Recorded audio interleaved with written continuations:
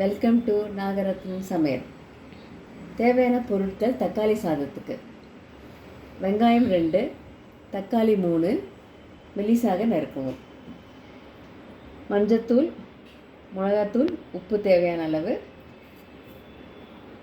கடுகு, உளுத்தம்பருப்பு தாளிக்க, எண்ணெய் தேவையான அளவு, சாதம் வடிக்கிறது.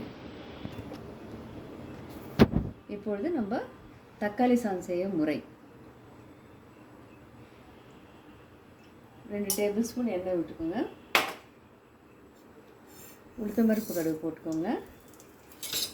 அது கொஞ்சம் செவந்து வந்ததும் நம்ம தக்காளி போடலாம். கடுகு வந்து கொஞ்சம் பொன்னிறமாக மாறிடும்.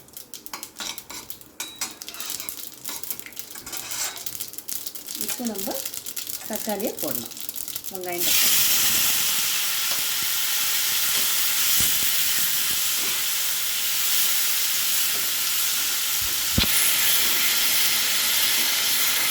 இது கொஞ்சம் நல்லா வதங்கணும். வெங்காயம், தக்காளி நல்லா வதங்கினா தான் இந்த சாஸில் க்ரன்ச்சியாக இல்லாமல் நல்லா இருக்கும் உங்களுக்கு.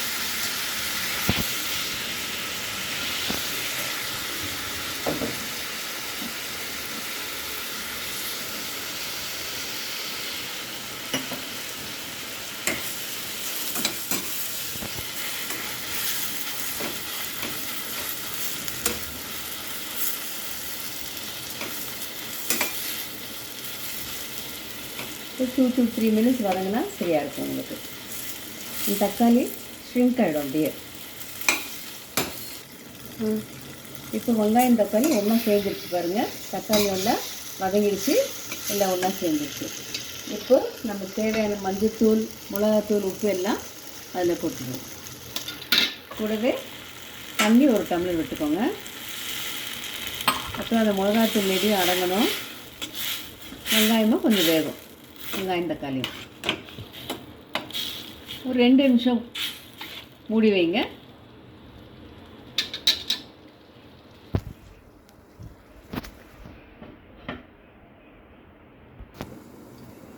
இப்போ நம்ம திறந்து பார்க்கலாம்.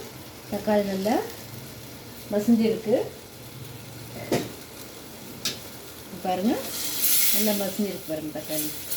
இப்போ நம்ம சாதத்தை போட்டுட்டு மிக்ஸ் பண்ணிட்டா தக்காளி சாதம் ரெடி. இதுக்கு ஸ்பைசஸ் எல்லாம் ஒன்றுமே கிடையாது. வெறும் வெங்காயம், தக்காளி, உளுத்தம்பருப்பு கடுகு, மிளகா, அதெல்லாம். இந்த ஸ்பைசஸ் பட்டை லவங்கம் அதெல்லாம் ஒன்றும் கிடையாது.